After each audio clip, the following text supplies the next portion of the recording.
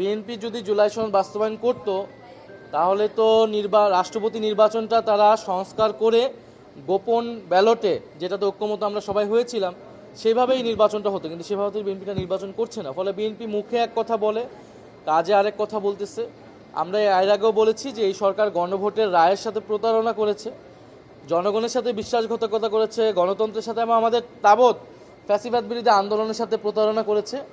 তারা পুরো সারা দেশে দলীয়করণ করছে, সকল প্রশাসনের সব জায়গায়, এবং এখন রাষ্ট্রপতি নির্বাচনেও এক প্রকার দলীয়করণের মাধ্যমেই দলীয় প্রার্থী দিয়ে প্রধানমন্ত্রী নিজেই রাষ্ট্রপতিকে নির্বাচিত করছে, যেখানে স্বাধীনভাবে কোনো ভোট দেওয়ার সুযোগ নেই, তারা নিজেরাই বলে দিচ্ছে।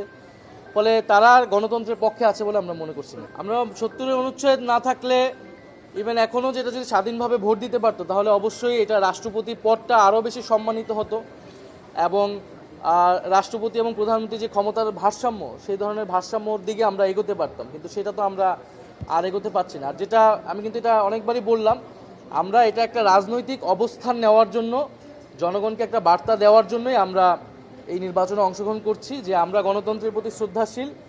সরকার কোনো সংস্কার না করলেও আমরা এই রাষ্ট্রপতি নির্বাচনের প্রার্থী দিয়েছি যাতে এই আলোচনাটা আসে, এই নির্বাচনটা কম্পিটিটিভ হয়, এই নির্বাচন প্রক্রিয়াটা নিয়ে মানুষ আরও বেশি সচেতন হয় এবং মানুষের কাছে এটা পরিষ্কার হয়।